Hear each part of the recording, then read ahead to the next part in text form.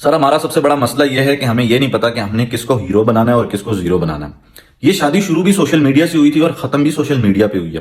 جب یہ شادی کا سینیریو تھا تب ہر بندہ کہتا تھا کہ یار کاش میری بھی جو قسمت ہو وہ اس لڑکی جیسی ہو, کاش میرا لڑکا بھی مجھ پہ اتنے پیسے لٹاتا ہو, کاش میرے لڑکے کے پاس بھی یہ کچھ ہو, کاش میں ایسے گھر میں جاؤں تو یہ ساری دولت یہ سارا سب کچھ ہونا چاہیے, عیاشی یہ سب کچھ ہونی چاہیے.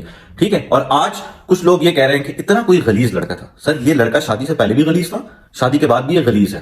شادی سے پہلے اس نے ایک چیز کہی کہ میں شادی سے پہلے ریلیشن شپ میں تھا, پھر میں شادی شدہ ہوا, میں نے اپنی بیوی کو بتایا کہ یار میرا ریلیشن شپ اس طرح ہے, پھر ایون شادی کے بعد بھی تھوڑا سا ریلیشن شپ میں رہنے کے بعد جو ہے نا میرا ریلیشن شپ ہیپیلی اینڈ ہو گیا.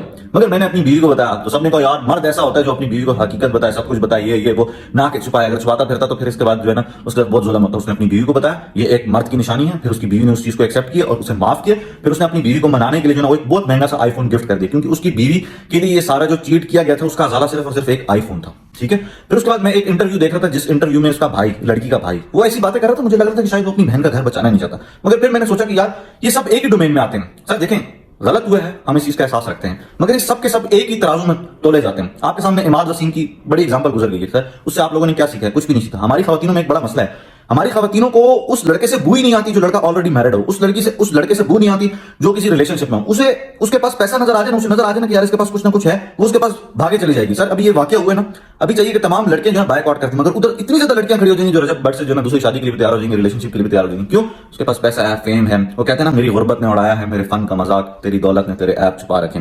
مجھے بڑا افسوس ہوتا ہے ان لڑکوں پر جن کی محبت بڑی سچی ہوتی ہے مگر یہ پیسوں کی وجہ سے جو ہے وہ رہ جاتی ہے. اور دوسری طرف وہ لوگ جو عیاش ہیں, ان کے پاس پیسہ اتنا ہے کہ ایک نہیں, دوسرا نہیں, تیسرا نہیں, چوتھا صحیح, ٹھیک ہے, چلتا رہتا ہے. تو اس لیے جو میں آپ کو کہنا چاہتا ہوں وہ یہ کہوں گا کہ سر آپ کو خود اس چیز سے عقل لینی چاہیے. اور یہ ایک خاتون ہے ڈاکٹر نبیلہ, پتہ نہیں ان کا کیا نام ہے, انہوں نے نا ایک ویڈیو بنایا, اس میں یہ کہا کہ یار یہ جو مسئلے مسائل ہوتے ہیں یہ سوشل میڈیا کے نہیں ہوتے. تو وہ کیا تھا؟ آپ کا دل پتھر کا ہے, آپ کا دل پتھر, وہ کیا تھا؟ وہ بھی تو سوشل میڈیا پہ تھا. سر آپ کی بھی ایشوز ایسی تھے. تو یہ سارے کے سارے جو میں آپ کو ایک ہی ترازو میں آتے ہیں.